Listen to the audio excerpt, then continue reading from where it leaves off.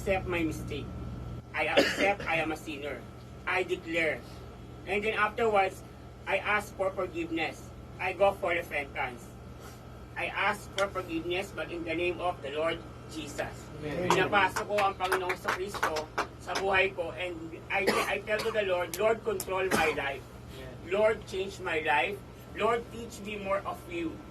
Then the Lord teach me, nagkaroon tayo na sinabi nga natin na malaking changes na nanalangin ako sa Lord. Sabi ko, Lord, bigyan niyo nga po ako ng magandang trabaho para naman matulungan ko yung mga magulang ko at mga kapatid ko.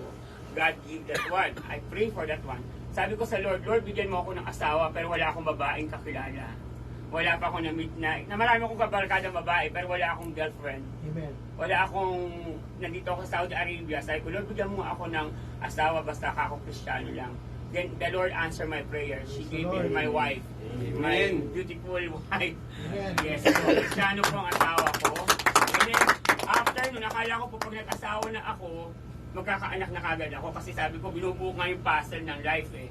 Parang yung mga kakulangan ko, matapos, ma-break. Kasi yun yung mga ka-break. Sabi ng Lord, pag nag-asawa ka, mabibreak na yung isa. Yung kasalanan mo na, example, mababago ng isip ng tao at makikita ang glory ng Panginoon. So, mas nakita nila yung glory ng Panginoon sa pagbabago ng buhay ko. Then sabi ko, Lord, sabi mo, pag nag-asawa ako, magkakaanak ako. Pero akala ko talaga, 1 year, 2 year, magkakaroon. Pero I believe by faith, hindi ako nagpapadoktor ng 1 year, 2 year, 3 hanggang 5 years. Sabi ko, sino may problema sa nung nagpa-5 years na kami na mag-asawa, wala pa rin kaming anak. Sabi ko, Lord, I am your son. I need your faith. The great favor is with us. And parehas kaming Kristiyano ng anak ko. Yung pala, pinapatibay mo na yung relationship namin mag-asawa. Hanggang saan kami, maghihiwalay ba kami after 7 years, or maghihiwalay ba kami after 6, or magtatalo ba kami, or magkakaroon kami ng hindi pagkakaunawaan, or mag-cause ng broken. Pero hindi. Kasi the Lord test us. Before nung sinabi ko na lang na may mali pala doon, ang desire ko kasi magkaroon ng anak para ipakita sa tao na lalaki ako kasi magkakaanak ako. Di ba? Parang strong yung for myself, yung boost, yabang. Lalaki ako. Yabang, parang ganyan, yung lalaki ako. So, kita mo, ikaw hindi ka nagkaanak, lalaki ka, pero ako, bakla ako, pero nagkaanak ako. Parang ang yabang ng dating. Did you get, ang yabang ng dating yun kung ilalaban ko sa mga lalaki, di ba? Kumbaga parang hampasin sila ng na, siya macho, pero wala siya naging anak. Di ba? Pero ikaw, gaganon-ganon, lalamya, or babakla-bakla, pero nagkaroon ka ng anak. Kasi pinagpala ka ng Panginoon. Kasi nasa Lord tayo. Then nung after na po nung 8 years, nung mag-8 years, sabi ko, Lord, tanggalin ko na yung desire ko na magkaanak kasi baka mali yung intention ko. Di ba? Lord teaches me the wisdom of the Lord. Ang sabi ko na lang, pasayahin mo na lang yung asawa ko. Kasi gusto ko siyang maging ina. Ang prayer ko, hindi sa akin na. Ang prayer ko, dinivert ko sa ibang tao, which is sa asawa ko. Which is nagkaroon ng authority. Kasi yun pala yung gusto ng Lord. You pray for others. Kasi ang Lord, alam ang pangangailangan mo. Okay? Yung sarili mo, alam ng Lord ang pangangailangan mo. Right now, alam ng Lord ang pangangailangan mo. Okay? Pero mas, pag-pray mo ang ibang tao na mas merong mas nangangailangan, mas nabe-bless ang Lord, lalo kang pagpapalain. Mas mahuli mong mag-blessings.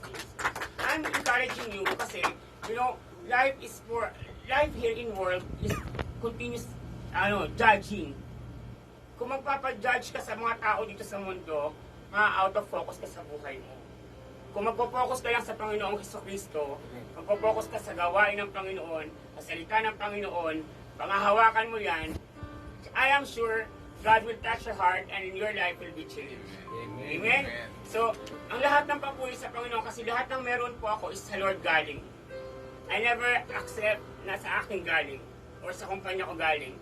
Kanina habang nag-drive ako, papunta dito, excited ako. Kanina yung sinabi ni Kuya, i-relate ko lang sa ko. Yung sinabi ni Kuya Briggs, Kuya Briston po, tama? Sabi niya, Briston, ang sabi niya, yung isip nyo nasa church, pero ang katawan nyo nasa church, pero ang isip nyo nasa labas. Ako naman, ang katawan ko nasa labas, pero gusto kong makarating dito, makaabot, kasi iba yung pagkain ng spiritual. Amen. Amen. Talagang natutunan ko sa Alcobar. I'm driving from 7:15 to 8:50. Sabi ko, Lord, please, dali mo ko nung kahit yung mga mensahe lang yung maabutan ko, okay na sa akin. Yung basta makaabot ako doon sa time. Kasi lifestyle. I want you as a Christian, sa mga ginagawa ko po, lahat ng binibigay ko sa encouragement, empowerment, yung encounter sa Lord. Okay? Lifestyle dapat ng bawat tao na magpuri sa Panginoon, magpasalamat sa Panginoon, umattend sa church, sa gawain, magpalakasan. Para kasi yung experience ko, baka experience ng iba, o hindi po, naghahantay sila ng solusyon, baka yung sagot yung experience ko. So kung yung experience ng iba, magkakatulungan tayong bawat isa, na ang mag-glory po is ang pangalan ng Panginoon. Lagi niyo pong tatandaan, example kasi, may mga testimony po kasi tayo na ang inuuna natin, lahat ng masama. I-cancel mo na yun, lahat ng masama, sabi mo na, oh, naging masamang tao ako. Huwag na natin elaborate yung kasamaan. Ang lagi kong isinasabi po, tuwing magka-testimony ang bawat isa, i-glorify mo ang Panginoon. Kasi without God, I am nothing. I cannot do anything without Christ. Okay? I cannot stand in the pulpit saying, I am changed. Pero wala namang nakita. Amen. Ang hirap kaya nun, tatayo ka sa pulpit, wala namang nakita sa'yo, pagbabago. Tatayo kayo, magte-testimony ka na, wala naman talagang nangyari. Walang makita yung tao na to plastic, yung tao na to hypocrite, yung tao na to sinungaling, itong taong ito, ang nagyayabang lang. He spoke without sense, without knowledge, kamang-mangan niya sa Panginoon. That's right. Amen? So if you will be standing in the name of the Lord, show me the changes in your life. Pakita mo kung ano meron sa buhay mo na makilala mo ang Panginoon. Amen. And that will help to improve to glory the name of the Lord. Amen. Amen. Amen. Praise the Lord. God bless you, brother. Lord, maraming salamat po sa buhay po ninyo. Para mo ng Diyos is masa inyo po. Amen. Po, God, sa kapong papatutso po, si Brother Change.